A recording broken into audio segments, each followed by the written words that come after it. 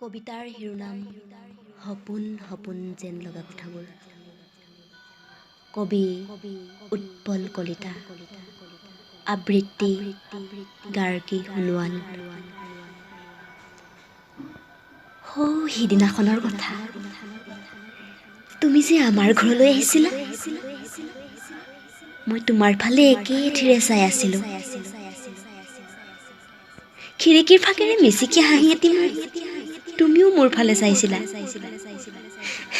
ক্ৰমান্বয়ে বাঢ়িব ধৰিছিল আমাৰ মাজৰ প্ৰেম ভালপোৱা। কিন্তু কি হ'ল নাজানো, ঘটনাটো ঘটো বুলি ঘটা নাছিল।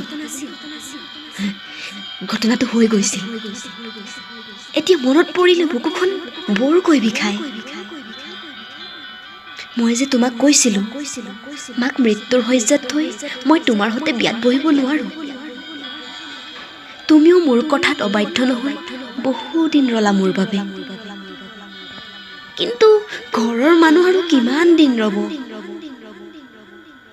কিমান দিন ঘৰত বহুৱাই ৰখাব এজনী যৌৱনা ছোৱালী। হঠাৎ এদিন তুমি আমাৰ ঘৰলৈ আহিছিলা আৰু কৈছিলা মোৰ বিয়া ঠিক হৈ গ'ল। ময়ো ক'লো ভাল কৰিলা। তুমি কৈছিলা তুমি মোক পাহৰিব পাৰিবানে? মই ক'লো পাহৰিব কিয় লাগে, তুমিতো সদায় মোৰ হিয়াৰ মাজতে থাকিবা, যদিও বা মোৰ কাষত তুমি নাথাকাই। কিন্তু ভগৱান কি নিষ্ঠুৰ, সিদিনা তুমিও মোক এৰি গ'লা আৰু মায়ে মোক এৰি গুচি গ'ল অজান দেশলৈ। মই মাক সুধিছিলো তুমি কিয় গুচি গ'লা মা মোক অকলে এৰি।